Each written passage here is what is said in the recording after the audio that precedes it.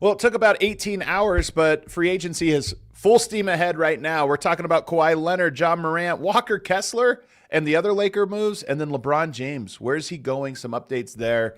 This is the All NBA Show.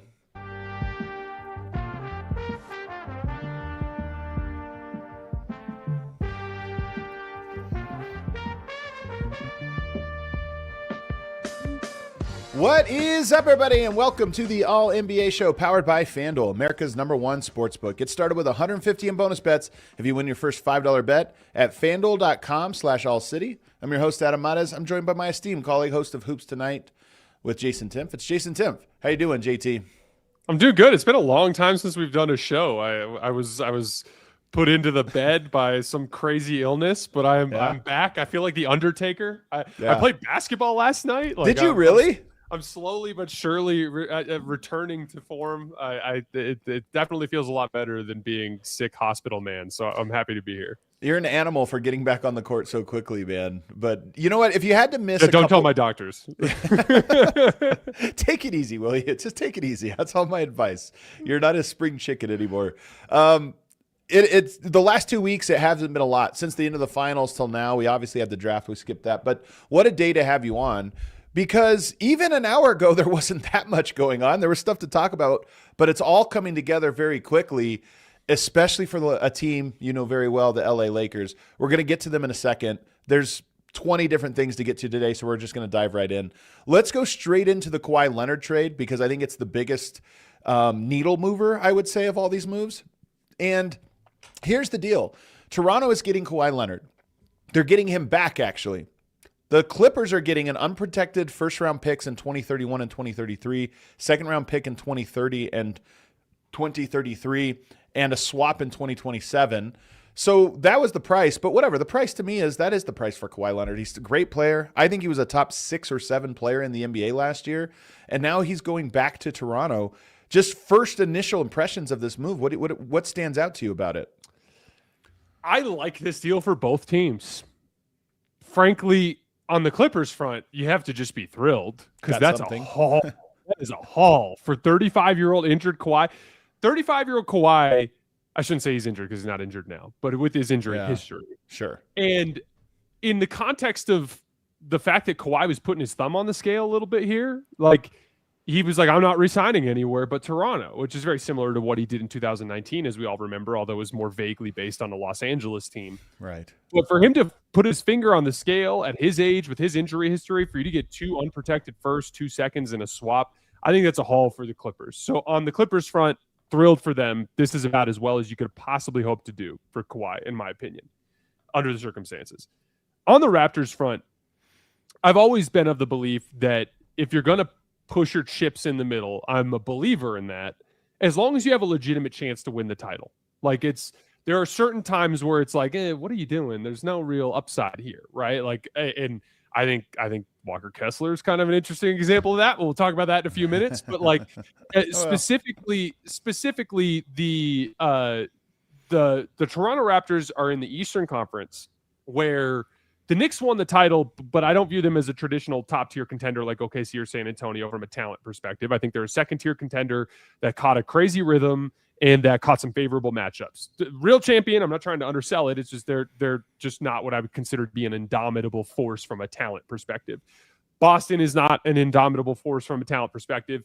Neither is Cleveland. Neither is Indiana. Neither is Detroit. Neither is Orlando. Neither is Charlotte. That is a winnable conference.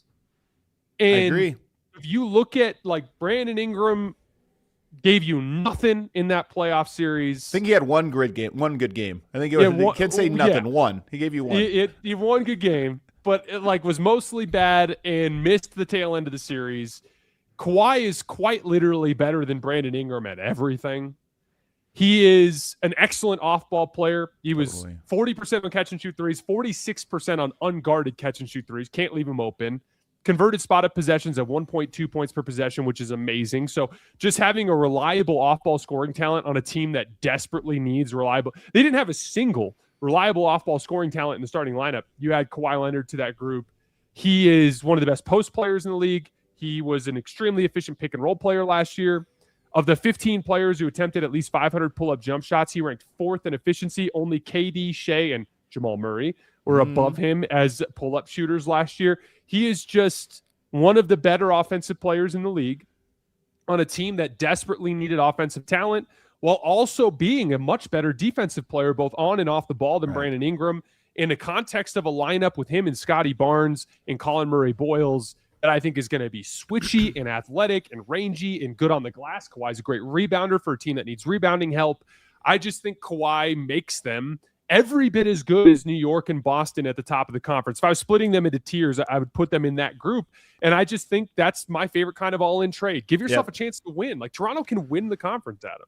I think it's insane that this trade happened. Was it yesterday or the day before? I don't even remember when it went down. It might have been 2 days ago. And, it was met with, okay, the deal, Toronto's good, whatever. Because I felt this exact same way that you did. Toronto was good last year. They were hitting their ceiling, in my opinion, because they lacked the singular force superstar to kind of carry them over the top. But short of that, they were great. And this move to me is like, we have a new contender in the NBA. The Raptors were not contenders last year. They are right now. And that's not at all how this thing was discussed. So I'm glad you're saying it with your chest, because this is how I feel. Now, part of this is because it's the Toronto Raptors, who just don't get a lot of hype, from media. There's some teams that do and don't. They don't get a lot of hype. Maybe it's because it's Kawhi Leonard and people are, you just never know what you get with him from an availability standpoint and everything else.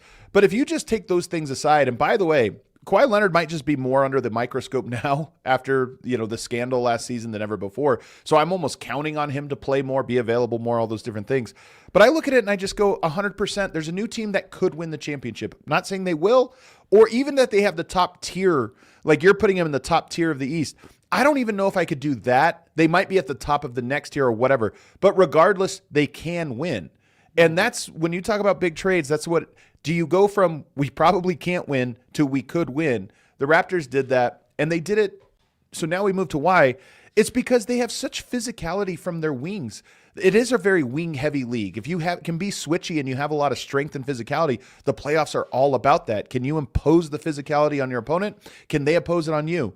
You can on Barnes, Kawhi, Murray Boyles, even RJ Barrett is built for physicality. They have so many guys that are going to be big, and that's why they were competitive in the playoffs this last year, and I think they only get better now. So I'm with you, man. This move to me is it's the only place he could have gone and become a contender where it wasn't like league shaking. Nobody really talked about it this way, but to me, I'm glad we are.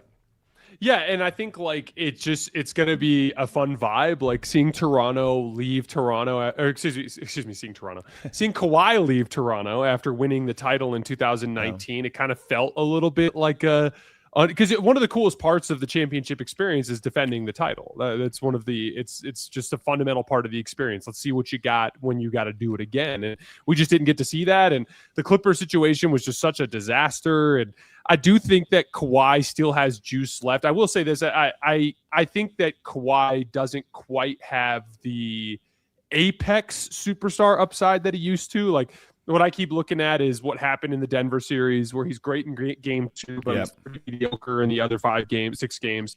And then you have the play-in game last year. And by the way, in both situations, in both the Denver series and in that play-in game, it was double teams that really caused him problems. Correct. Yep. But he also looked a little physically overwhelmed by Draymond Green at times.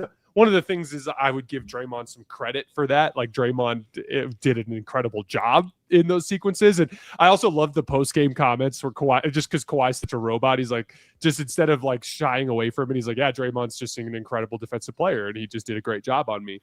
But I don't think Kawhi quite has I'm going to rise to the level of Luka, Jokic, Shea for a playoff run. But we might also be out of that era, don't you think? Exactly. That's what I was just going to say. Because of Brunson. Yeah, exactly. Because of Brunson. Yeah. Can he do what Brunson did? Absolutely. Right.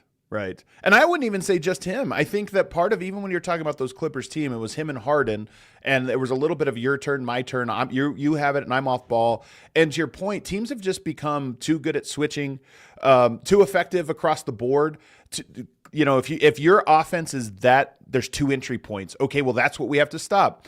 I think Toronto now has a lot of different entry points. They obviously have their better options for entry points, but when you get to a playoffs, you might have to go to plan C and D, and then just to keep teams honest based on what types of coverage they're throwing at you. And Toronto is I think this version of the Raptors are going to be much less Kawhi and the supporting cast like 2019, and more of Kawhi just as one of the options that you have to go through here. And so to me, I'm glad you like it because I liked it, and I just haven't seen a lot of people saying things, and I felt like I'm taking crazy pills. Quickly, Kawhi, Barrett, Barnes, Pirtle, Colin Murray Boyles off the bench. Or actually, who knows what the starting lineup will be. I mean, there's flexibility for that. That's a great top 7. I actually put that top 7 above or right there with any other contender. I don't know how they'll fill out the roster, but it's early. They have time now to fill out because I do think they're missing a handful of pieces. But that's a top 7 that I buy. Pitch you one? Let me hear it. So I think the move is you trade RJ Barrett and you try to get depth at the Garden at the forward spot. So like I look at a team like Dallas that could use some more ball handling that has some depth at forward, and I wonder if there's like an RJ Barrett for like PJ Washington. Yeah, something along those lines. But because frankly, Jacoby Walter is a more dependable catch and shoot player, and I wonder if he ultimately ends up being the starting 2 in that look. I could see it happening, and to me, those are like comparable players, just different skill sets. So it could make sense that you're not really losing the thing I just talked about, the size and physicality. PJ Washington gives you that. So I like it for Toronto, and I think it's just crazy that a move like this can happen where a new contender. How many teams are new contenders now? Miami probably, even though they don't have a full roster yet. They were 10 seed last year, so yeah, I'd say so. But I mean, their roster is so different now that they're more of a mystery. We're just talking about talent. But nonetheless, yes, and they get a lot of fanfare. Toronto is a new contender, so we'll see how it plays out.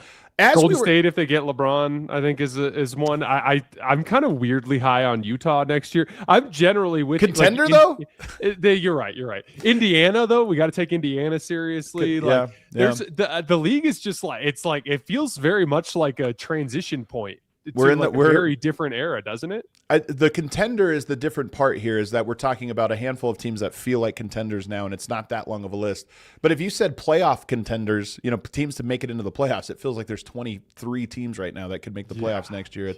It's wild. While we were talking, though, the Lakers started making moves. Right before we went live, Walker Kessler, who, by the way, this is like the worst kept secret that he might be going to the Lakers. He was even filmed in the LAX airport the other day. Did you see this video, by the way, of somebody following him out of the concourse? Well, that stuff will never not be weird to me.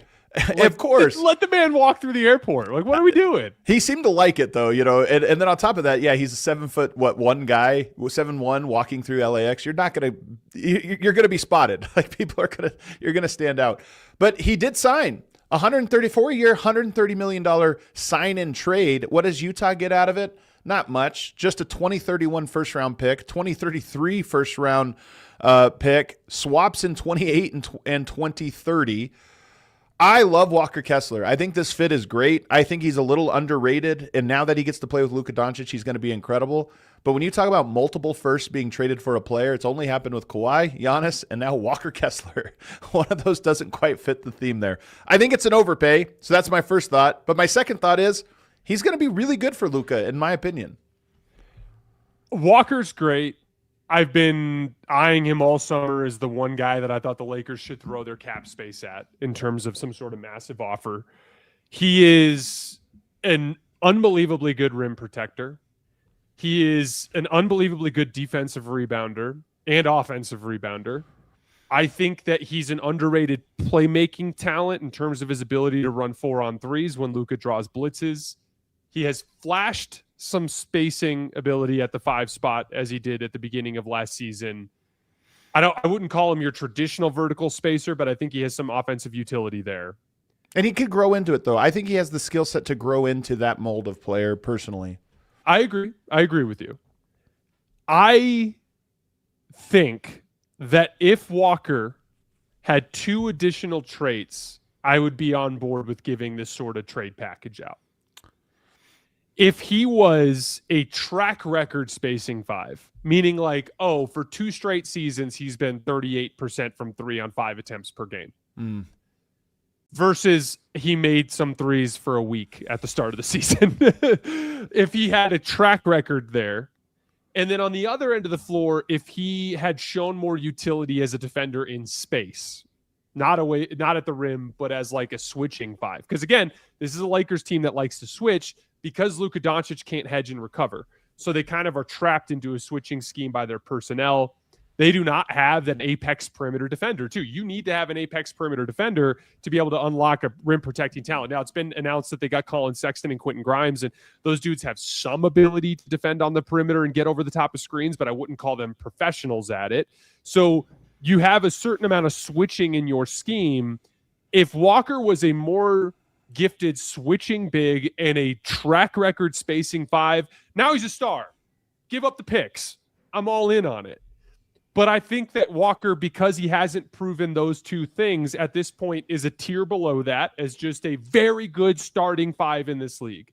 And when it comes to very good starting 5s in this league, pay him $35 million a year. That's the market price on a very good starting 5 in this league. But what you have done now is you have handcuffed your ability to make any additional trades to improve this roster. And again, do I like Collin Sexton? Yeah. Is he a starting caliber player on a championship team? No. Do I like Quentin Grimes? Yeah. Is he a starting caliber player on a championship team? No. Do I like Mamukelashvili? Yeah. Is he a starting caliber player on a championship team? No. And what you have removed from the equation is your ability to go acquire that player via trade. And that is a lot to give up for Walker Kessler. I said this to you, Adam, before we came on the air, and I truly believe it. I think this basketball team is better with Marcus Smart, LeBron James, and DeAndre Ayton in the starting lineup than what they're going to go out there with next year. So what are they going out there? Like, what is the projected? Because you just mentioned the other moves, Mamu, Quentin Grimes, Collin Sexton. So what is the projected lineup? You have a big 3, so to speak, and Reeves, Luka, and now Kessler. But what is the natural fit around them? I'm going to guess that it's going to be Quentin Grimes that starts, and then I don't know. I wonder if there's another 4. They can't start Kelashvili at the 4, right? That can't be the move here. Because how do you have Kelashvili and Luka Doncic and Austin Reeves in the starting lineup? Well, first of all, I think that's just, you just begin. That's the fear in general is Austin Reeves and Luka Doncic. You're going to have to ask your other guys to do a lot of work defensively. Kessler's up for it. That's his bread and butter.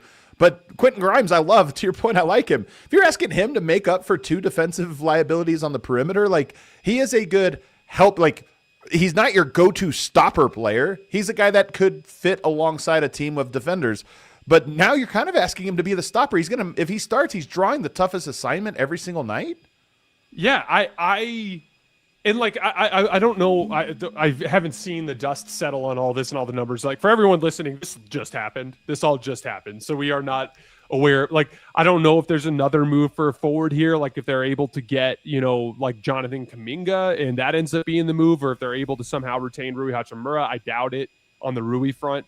But like this to me needed to be a 2-step summer, a big free agent move and a big trade. And you tied those 2 things together and have removed your ability to make that move elsewhere in the summer. And like, and this is an underrated part of this too, Adam. Like, you let Marcus Smart walk for 2 years, $13 million. Marcus Smart was the heart and soul of the Lakers last year. And between Marcus and Austin and LeBron and Luka, you had these dudes that were culture setters in a lot of ways. And I'd argue, even though Luka is one of the best players in the world, I don't necessarily think he's a culture setter. That's not really his strength. He's not a verbal, emotional leader the way that a Marcus is or even a LeBron is.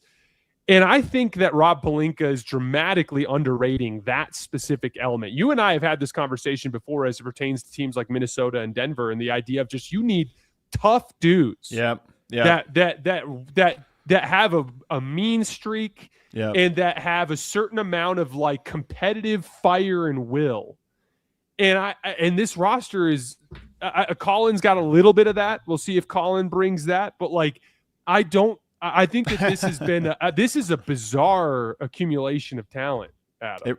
I'm shocked. And it's a bizarre accumulation of talent when you're firing all your bullets, and that's the thing is you are kind of you're not very flexible. And by the way, one of the ways you know this to be an outlier trade, a big swing, is, as I mentioned, it has been difficult to move players so far this offseason and really over the last year in this new CBA environment. It's hard to move players because picks are so valuable. Nobody wants to give up picks. They don't know how to quantify what you should trade or how many picks you should throw in. So the fact that they threw so many in for Walker Kessler shows you a lot of teams are not doing that. Maybe it works. In some ways, it reminds me of the Rudy Gobert trade, from 4 or 5 years ago. That was a different CBA. But when it came out, you were like, wow, that's a lot of picks for Rudy Gobert. Now, it ended up putting together a very good team from Minnesota, the best era of Timberwolves basketball ever. But it didn't get over the hump, and to your point, it has made them be, have to get very creative in what other moves they made subsequently. So I'm with you, man. It's Mamu's a good player, and then you mentioned the part about what does he do? Do you play him alongside Kessler?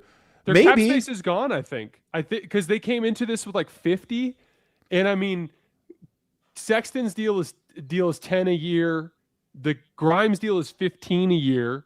The Kessler deal is 32.5 a year, and the Kalashvili deal is 12.5 per year, 13 a year. So the cap space is gone. This is it. This is the team you got. Who's the starting power forward? And if it is Mamu, he can shoot. I mean, I don't defensively though. It is your question. Offensively, just Luka's going to make all these things work offensively. If you have enough shooting on the floor, rim roller, they got that. But defensively, to your point. What lineups are you going to war with in the playoffs if you have those three guys on the court? And on top of that, it's such an important point. Luka's going to get you to 50 wins because he's Luka. Yeah. But what is the physical toughness of this team in the postseason? And defensive versatility. Just like you get into a spot, are you going to be able to field a 5 that can get stops? It's a bizarre one, man, and it just happened. It just came out. Quentin Grimes is a good player again, but 4 years, $60 million. I think he's a good player. There's players like Grimes, there's a lot of these that are good players. I think Christian Brown is one of these. The moment you ask them to step above what they're comfortable with or what they're good with, all of a sudden they're not good, not just because they couldn't check a box that you were asking them to that was beyond them, but because in stretching to do that, they become slightly worse at everything else. And I think Quentin Grimes, if you put him into that lineup and tell him, hey, you have the most important defensive assignment, you don't get the Quentin Grimes you're thinking of that comes in and just kind of fires threes and plays with his herky-jerk quick style. You don't get that. So much of his game is that hard plant, just go really hard. But if he's guarding Shai Gilgeous-Alexander for 36 minutes, he's not giving you those hard plant, get to the rim and create buckets. So I'm with you. I think this is and I see a bunch of people in the chat, Nuggets fans. I obviously have a lot of Nuggets fans that follow this show as well from my other shows. There's always this talk about, Yoke's going to leave for LA because Denver has mismanaged everything. And I look at LA. Why would he leave? If he's upset with how the front office has operated, why would you leave Denver and go to a place that for the last 6-7 years, the highlights have been the mismanagement, the getting rid of KCP, Caruso for nothing, using all of their assets to put a team together that doesn't necessarily make sense. So I think everybody just panics, but teams are desperate. This is one of my big takeaways from the first 24 hours of free agency. Every team in the league right now is desperate, minus San Antonio and Oklahoma City. Everybody else is acting with an air of caution for their draft picks, but desperation for knowing they're not very good. And maybe the league has to adjust to that's the new NBA, that there are no perfect teams anymore, and everyone is going to look at their roster and be like, ugh, I don't like this or that about it. Can I give you a 15-second follow-up on your Jokic point? Yeah. There were some Laker fans when the report came out that Jokic wasn't going to negotiate an extension, this is going to be the next big thing that they try to do. I hate a Luka Jokic fit. It makes no sense to me. I think they're redundant on offense and a terrible fit on defense. They're definitely a terrible fit on defense. I mean, they're a terrible fit. I don't know that they're redundant on offense. I think Jokic can play with anybody and molds his game because I just think he has every offensive skill and can play every style. Luka a little bit less flexible, but you're talking about two creators that are just going to generate elite looks. The question is, all right, what is that, a 130 offensive rating if it happens? That would be an all-timer. But what is your defensive rating? Because it's probably going to be one of those where you're chasing a historic offensive rating because you're going to be pursued by a historic defensive rating for sure. Very true. Very true. Let's go to LeBron James, though, because this actually is our Kalshi Market Watch segment of the show. Remember, you guys can sign up on Kalshi, use that code ALLCITY. All NBA, all one word, all NBA, use that code. So this is interesting now because LeBron departs the Lakers, and report is that he is open to anybody that's interested in him. He wants to hear, not just that he's open, but I don't want to make this decision based on, in past it's been I want to be in LA. I want to go to Miami with Dwayne Wade and win. I want to go back to Cleveland. This one, it doesn't seem like there is a clear motivation. I want to do this. This is the chapter I want to write. So he's open to all offers. Kalshi does not seem to know where he's going. Golden State, 47%. Cleveland, 25%. Miami, 18%. Those are just the places, Golden State and then the two teams he's played with prior. Okay, it makes sense. After that, San Antonio, 5%. Minnesota, 4%. Washington, 2%. Denver, less than 1%. Sounds like there's not tons of traction there. But if you were just to talk about your favorite destinations here, what is your first favorite destination from LeBron? Again, he says money is not even the most important thing, so you can get really, really flexible. I have Golden State in the lead here by a mile. And that you want him to go to? I want him to go there. I also just think it's the best fit in a variety of different ways. I know that there's this like pushback, and look, I don't like to play the fan police, so I'm not telling people how to think, but I've seen pushback where it's like, oh, it just would be so lame for LeBron to go there. It would look weird for LeBron to go there. I think the unique circumstances of LeBron's age and the other fit things that make sense, which we'll talk about in a second, I don't think they care. I honestly think that this whole dog and pony show we're watching right now with the perceived free agency meetings is all for show. I think LeBron's known he's going to go to Golden State for a while, and I think he just wants to make it look like it's a tougher decision than it actually is. That does sound like LeBron. Yeah, and you know, we know he can try to control the narrative a little bit. I think LeBron enjoyed playing with Steph, wants to play with Steph, has a bunch of buddies there, knows he can also compete for the reasons I'll talk about in a second. It's close to home, and I think he just wants to go there. And I don't think he cares what people think. I think that he's just thinking of it as the place that'll be the most fun. And when I look at the reasons, I broke it down on my show the other day. There's 5 very simple reasons. It's proximity, being close to Los Angeles. Yeah. There's money. They should be able to give him that $15 million. I think it remains to be seen. But although it turns out with this recent report, he may not care about that at all. There's on-court fit. There's off-court fit. And then there's the narrative perception kind of angle, right? Which I just talked about. I don't think LeBron cares. It's by far the closest, most convenient to Los Angeles. He can go see his wife and daughter every time he gets 36 hours off, or he can fly them up to come see him very easily. The basketball fit, I think, is the best by far. Okay, you're going to have him sit in the corner while Donovan Mitchell and James Harden run 50 pick and rolls. How is that any fun? The offensive fit in San Antonio is weird alongside all the guards. The offensive fit in Miami is weird. It's going to be weird with or without him in Miami because it's just all these forwards that can't shoot. He's going to go stand around and watch LaMelo Ball and Anthony Edwards dribble. It's just really hard to find. Actually, Denver's probably the only other place where I'm like the basketball fit makes a lot of sense on the court. But then there's this because with Team USA, and LeBron has waxed eloquent about how he just thinks that this is the most fun he's had playing basketball in years, playing alongside Steph Curry. It's this unique circumstance where he gets to have the ball in his hands but not need to score a lot because of the way that Steve Kerr's offense works with off-ball movement, which I think is a perfect fit for him. Then you have this off-court piece, like the team dinners, the long flights, the back-to-backs, the everything like that.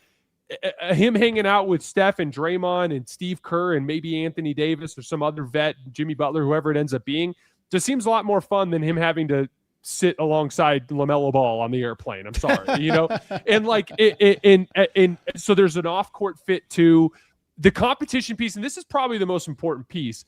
Other than him going to San Antonio, all the teams have flaws. Denver's got flaws. Minnesota has flaws. Miami has flaws. Golden State has flaws. San Antonio is the one team where it's like he goes there, they're the best team in the league. I mean, but I feel like he can't go there because of it. That exactly. They're too close. And if I'm Wemby, I don't want my first title to be attached to LeBron James in some way, shape, or form. God forbid he wins Finals MVP. But like the one thing that's different about Golden State is if he goes to Denver, they're kind of handcuffed in what else they can do. He goes to Minnesota, they're handcuffed in what else they can do. Miami, handcuffed in what else they can do. Cleveland, handcuffed in what else they can do.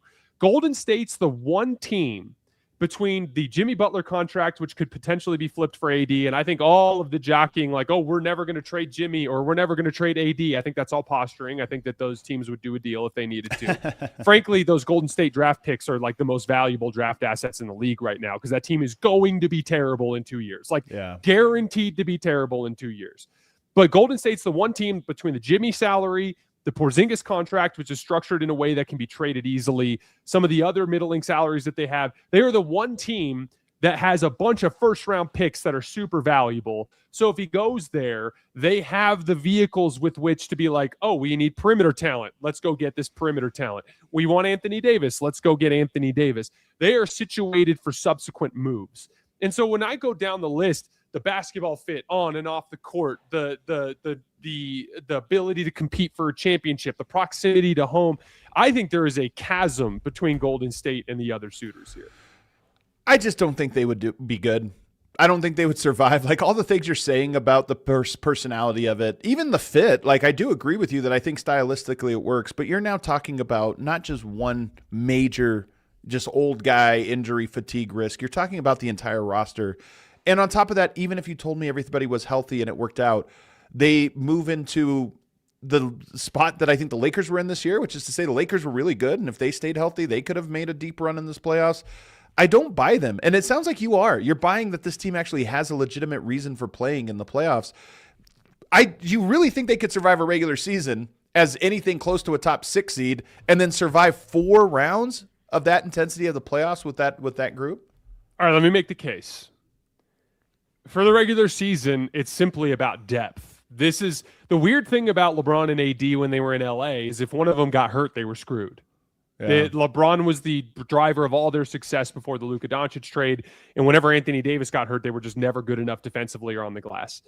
The difference is with this Warriors team is they have Guy Santos, they have Jaxel Lindenberg, they have Al Horford, they have Kristaps Porzingis, they have Draymond Green, they have the ability to make trades even to bolster depth. So like if LeBron has to miss 2-3 weeks, if Draymond has to miss 2-3 weeks, if Horford has to miss 2-3 weeks, if they get Anthony Davis and he has to miss 2-3 weeks, like they are old, but they are deep. And that is a fundamental difference in the sense that they are not as vulnerable to the 2-3 week injuries as other teams.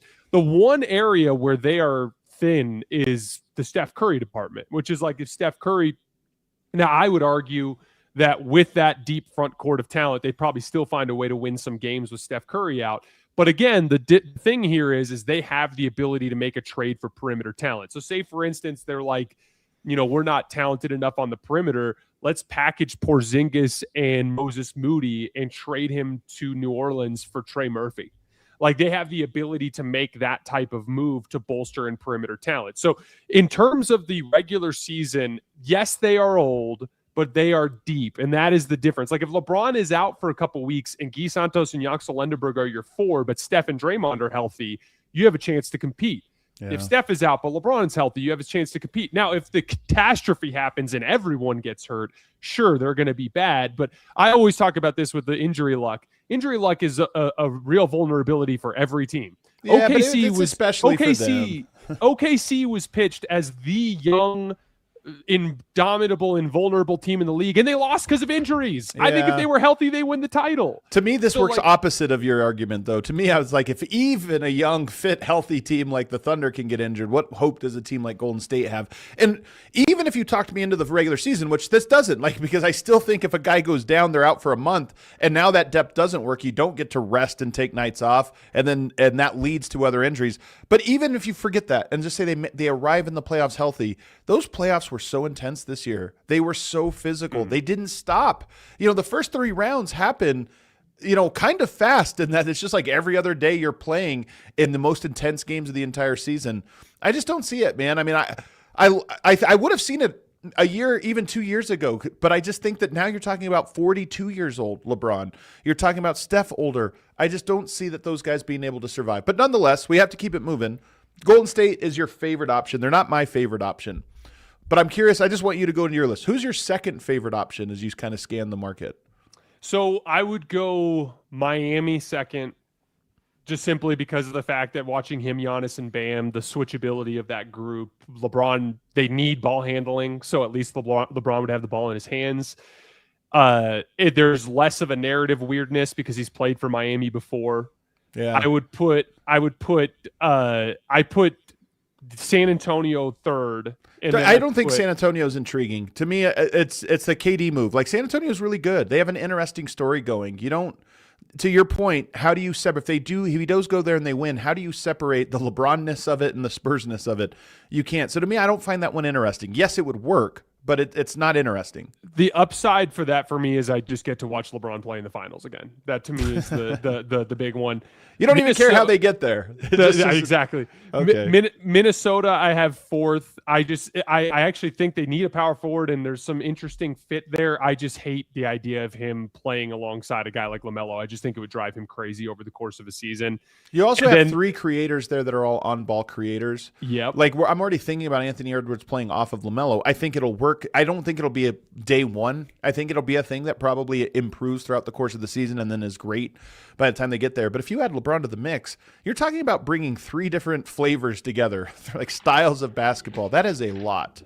I totally agree. And the one thing that Minnesota has that Cleveland doesn't, which is why Cleveland's last on my list, is Minnesota at least has heart and soul, man. Like, yeah. I'm going to war with Ant, Jaden, and Rudy in a playoff series any day of the week. Whereas, like, that Mitchell, Harden, Mobley, Allen group, there's just something like their basketball soul is off for me. And I just think that's by far my least favorite destination. I think that his role would suck. I think he'd hate playing off all those pick and rolls. I think that the chemistry of the team would be really weird. I don't think they'd be very good. That by far is my least favorite. I think Minnesota and Denver, of the ones that people have talked about, are the most interesting to me. Minnesota, we just talked about them. My fear is that it is three different styles. LeBron, to me, the most impressive thing about his last seasons has been how well he has adjusted to Luka, because it's taken personal sacrifice getting off ball and let Luka do his thing, but also the versatility of skill set to be like, okay, we never saw him play the way he played this last year. He's been in the league forever, and he's never played that way, and yet he slid into it so perfectly, and it was very impressive. I think he could adjust, but when you start to say Ant, LaMelo, and LeBron all have to adjust, now you're starting to – that becomes really complicated, especially when two of those guys are young. I don't even think they understand what it means to have to adjust to that degree. And then Denver, for me, I mean, Denver, part of this is Denver's just in such a dire situation, but Denver's biggest needs, in my opinion, are ball handling, athleticism, and leadership. And I think those are the three things he does best. The LeBron Jokic two-man game would be unbelievably elite. You know, Jokic has really only ever had one two-man game partner. It's been Jamal Murray. When he was hurt for a year, Bones Highland stepped in and was incredible. That was a rookie. LeBron James, to me, it'd be like absolutely those two guys. Luka and LeBron made it work because LeBron sacrificed and kind of altered his game. I think LeBron and Jokic would work without that. I think LeBron would play the style of basketball he most likes, and it would work incredibly. So I like that fit. Those are the two that I like most. And then Atlanta I see is on the board, and they're just one of these ones that I look at, and I'm like, I know they're completely off the radar, but I actually think that's another one where I look at him and go, they have a nice thing going right now, and they could use all of the things he builds. So Atlanta would be my sleeper. Man, they just that Atlanta team, it's just this weird athletic team that can't shoot. That's the thing that freaks me out with them. But yeah, it's fair. Denver, you're talking to me into Denver. Denver would be fun. I like this. So one of the main reasons, like I talked about all the reasons for LeBron to go to Golden State, but one of the reasons why it's at the top of the list for me is I want to see LeBron and Steph play together, just simply because of the fact that they're two of the smartest and best players in NBA history that would just naturally fit together and be great. And I similarly would love to see LeBron and Jokic play together for that same reason. I just think it would be effortless. There's some fits that I think would be unbelievable. So, and on top of that, let's be honest, Denver is cooked if it doesn't happen. There's no other option. So there's a desperation here from me rooting for that one. Let's take a break. On the other side, though, Mitchell Robinson might end up being the most consequential move. We're going to talk about him on the other side. We're going to talk about the Pistons have made a ton of moves we both like. And then Ja Morant, what on earth is happening in Portland? All those deals on the other side. Let me tell you guys about Shopify. What kind of dreams did you have when you were a kid? What did you want to be when you grew up? How about now? You thinking about starting your own business or side hustle in the summer? Shopify is the e-commerce platform behind millions of businesses around the world and 10% of all e-commerce in the U.S. Shopify even powers the All City merch store. Shopify has got you covered with website creation, product descriptions, email and social media marketing, and more. They also have AI tools designed to help you maximize sales. If you're ready to sell, you're ready for Shopify. Turn your big business idea into... with Shopify on your side. Sign up for your $1 per month trial and start selling today at shopify.com/allcity. That's shopify.com/allcity. Also want to tell you guys about Kalshi. The offseason is in full swing right now, and Kalshi you can trade on every single move that happens, including next year's championship, by the way. Right now, as I mentioned, LeBron James is trading at 45% to go to Golden State. So Jason Timpf kind of poured some water on my dream here of Denver. The markets certainly agree with him that this is all a big show. Golden State seems to almost have half of the market there. What's cool about on Kalshi is you're trading against peers in a live market, meaning there's no house, and as probabilities change, you can buy in and out of your position. For limited time, download the Kalshi app and use the code ALLNBA to get $10 when you trade 10. KALSHI, Kalshi, trade on anything. 18 plus only, restrictions and eligibility requirements apply. Event contract trading involves risk and may not be suitable for all investors. Prices, values, and available markets may differ from those mentioned. For more information, see kalshi.com/regulatory. All right, back here, segment 2, me and Jason Timpf breaking down all these offseason moves. Let's go to the Ja Morant trade real quickly here. Portland gets Ja Morant. They sent out Jeremy Grant and Chris Murray. Good value, I guess, just in terms of like raw, they wanted to get rid of, Memphis wanted to get rid of Ja Morant. You add a player who's dynamic. There are people that have been very mixed on this one. I don't get it at all. You still have Drew Holiday and you have Scoot Henderson, so you have moves to make. Those are defensive guards. But if your plan is Ja Morant and Damian Lillard, congrats on an awesome, fun-to-watch offense. There's no hope of that duo guarding at the level you need to be serious in the NBA. Yeah, it doesn't make any sense to me on any level because on the offensive end, it's like, okay, Denny's a better catch-and-shoot player than a pull-up player, so can he play off the ball? Sure. Toumani Camara's grown as a catch-and-shoot player. Dame can certainly shoot. You have vertical spacers. Their bigs try to shoot threes. That's certainly something that they did against San Antonio. But if you're running pick and rolls for Ja, you're taking the ball out of Deni Avdia's hands, and he's just a better basketball player. Yeah, then you have him too. I didn't even think of or add him to this list, but yeah, you're all right. You're talking about three guys that all kind of want the ball, play a different style, very effective, but do you cannibalize each other? I think all three of them end up cannibalizing each other in some way. Exactly. And you put Deni Avdia on the ball. Now, Ja Morant's a terrible off-ball player.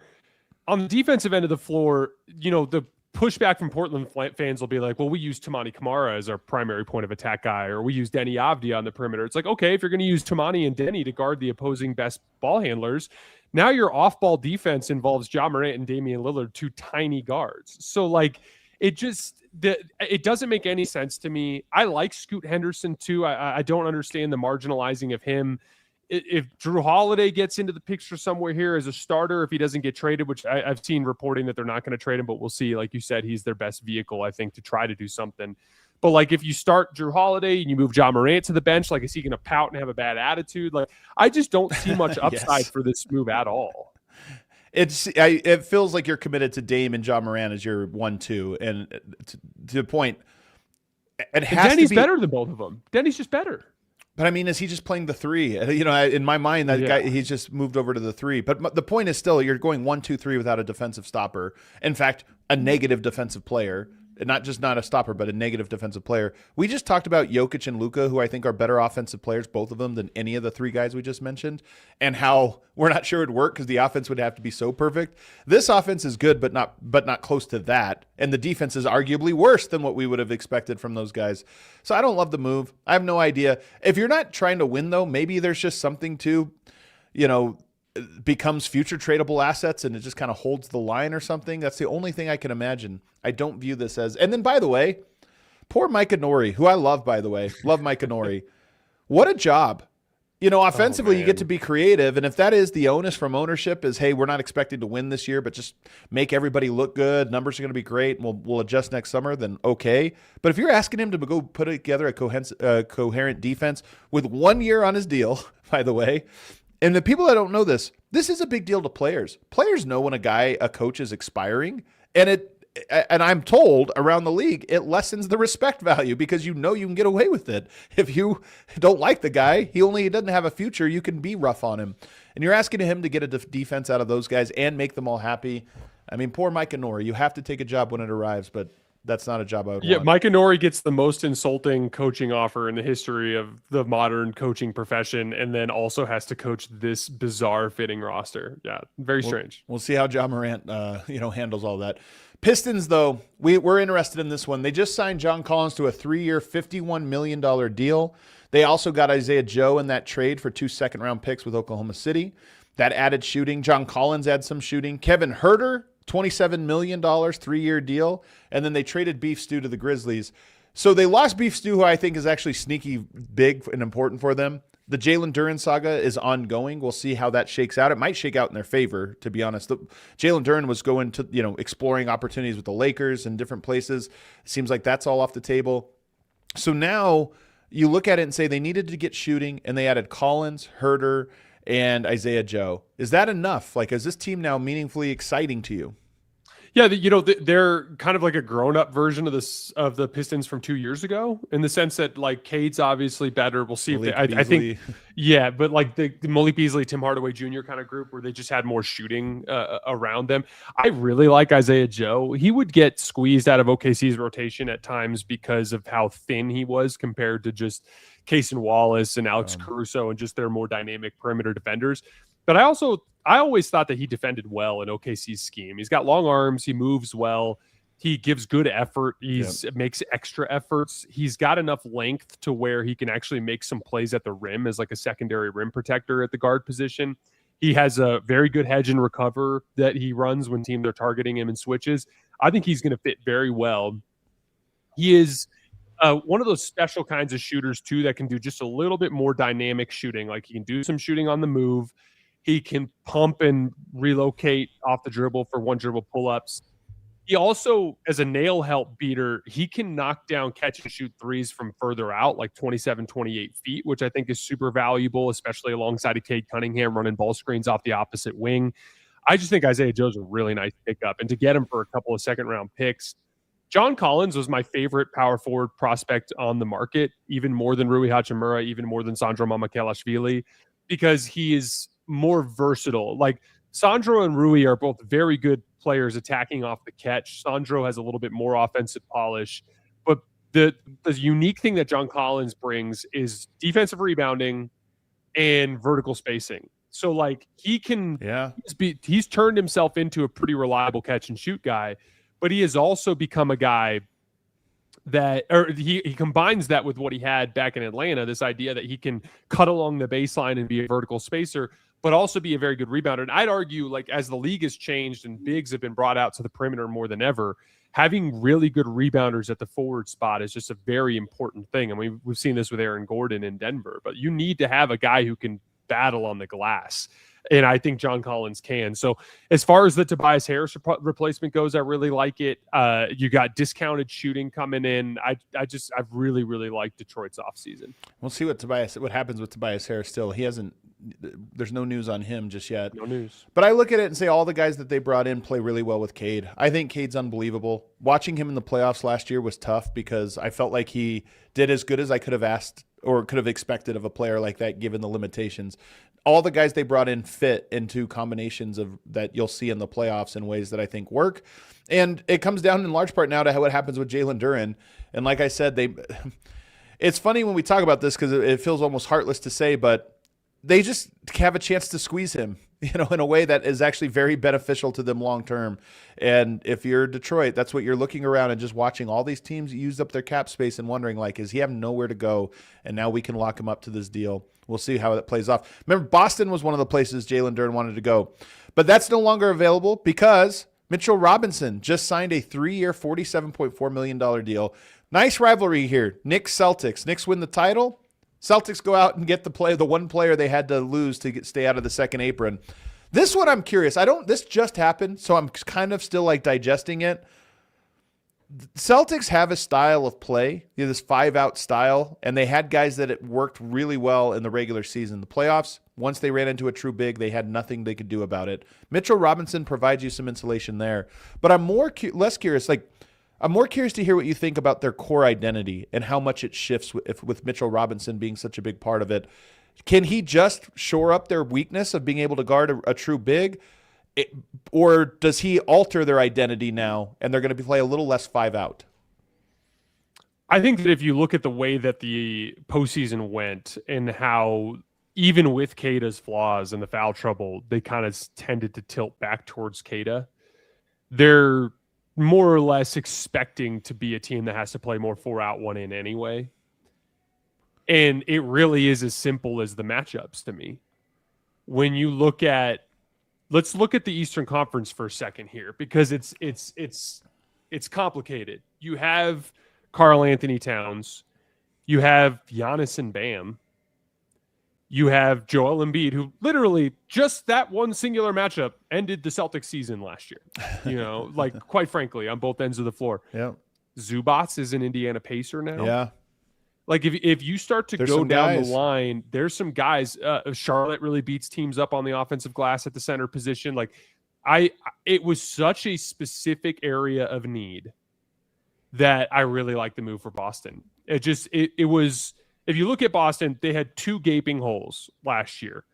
It was their ability to consistently generate rim pressure from players not named Jaylen Brown and their ability to match up with the better centers in the league.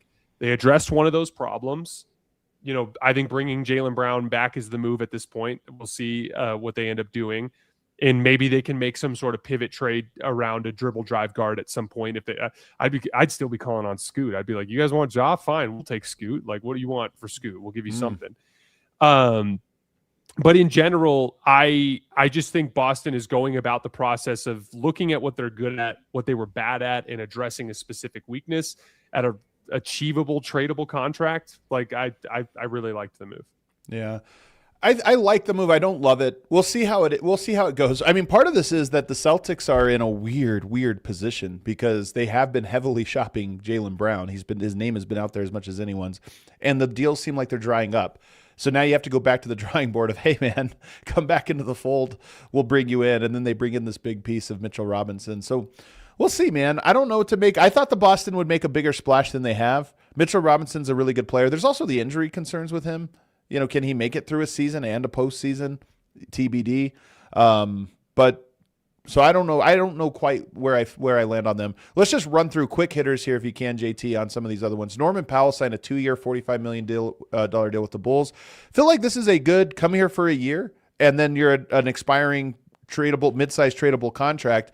They're interesting because of how good their draft was, and he almost is a perfect guy to bring in and make you relevant and be able to move off of him quickly if your young guys develop in a way that you kind of see the future clearer. Yeah, I think they wanted to play competent, competitive basketball, and Norman is just a good basketball player that helps unlock a lot of basic actions for your offense in modern NBA, half-court 5-out concepts. I like Norman. I think it's a lot of money, but if Chicago's in a position to be able to pay it. That's totally it. Is if you just pay for it for 1 year and then you have a perfect tradable contract, that is the type of deal you make. What the Houston Rockets pick up Marcus Smart, 2 years, $13 million.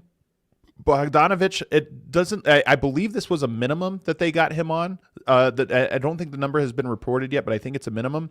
So they add Marcus Smart and Bogdanović. What do you think of those two moves? Really like the Marcus Smart pickup.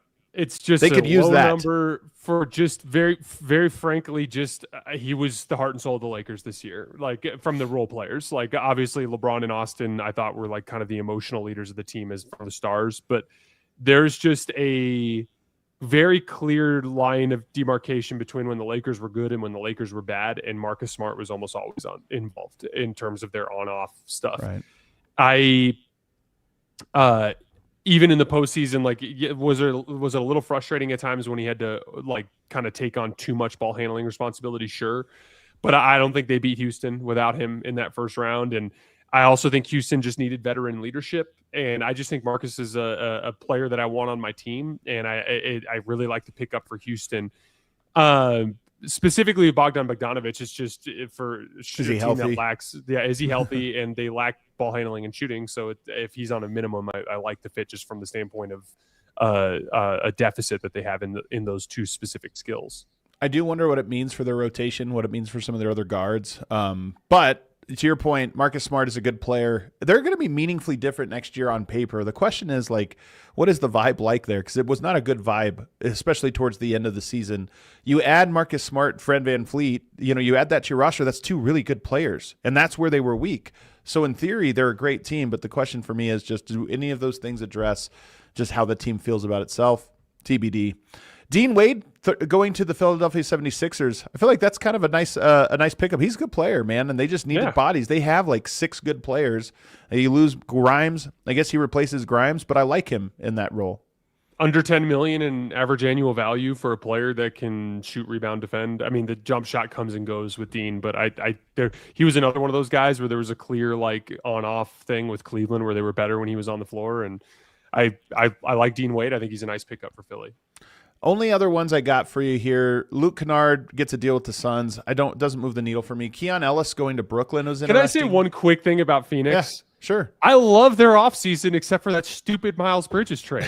Like he's a Michigan State guy. They have all these good, useful basketball players that they got on discounts, like the Kennard deal. That's a great price for a good player. The Colin Gillespie deal, the Jordan Goodwin deal. I love Jordan Ott. I love the culture that they're building. I just don't understand giving away that 2033 first for Miles Bridges of all people. Well, I was joking earlier that multiple firsts have only been used for Kawhi, Giannis, and Walker Kessler, but firsts in general have only been moved for those 3 guys and Miles Bridges. So yes, it seems very strange what they. You're higher on them than I am, I guess.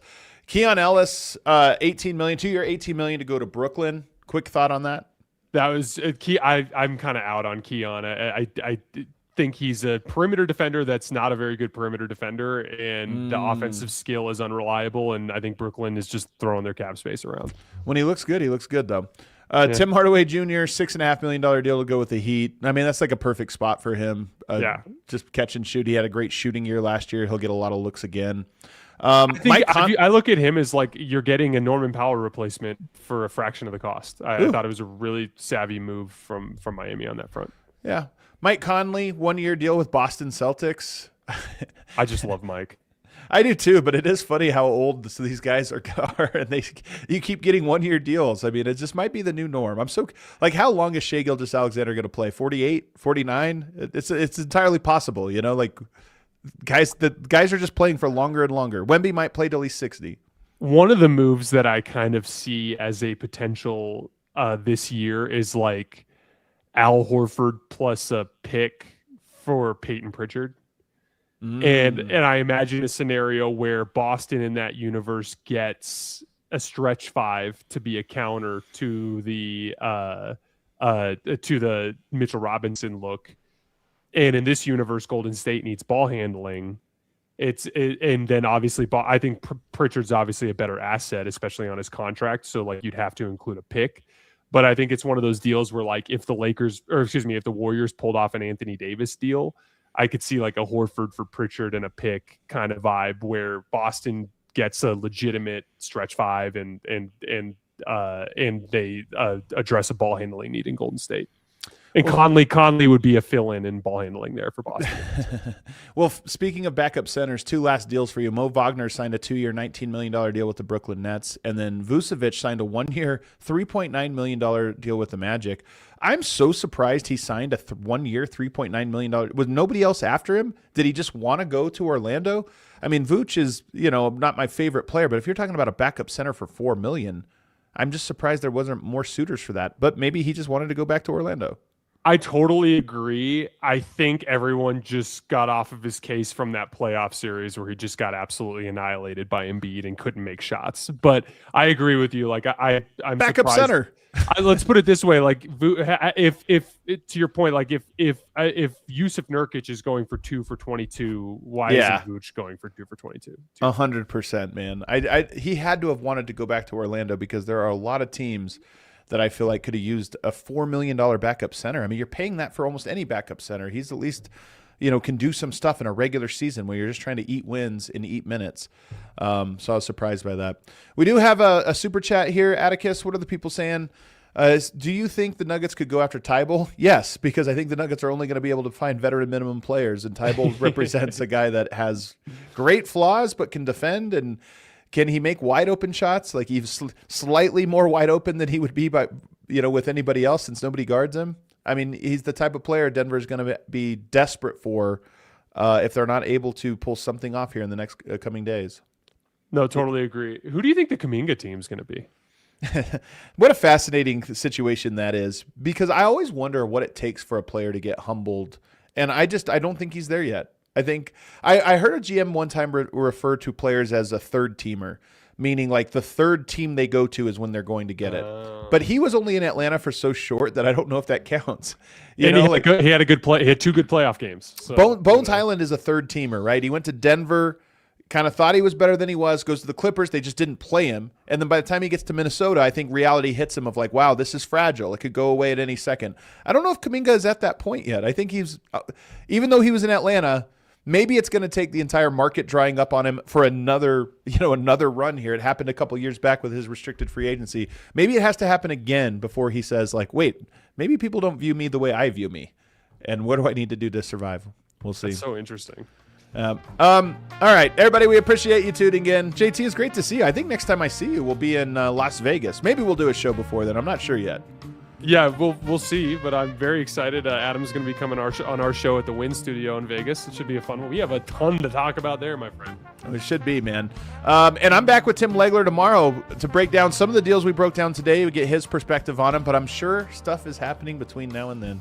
It's what makes everything great this time of year. Well, hope you're subscribed.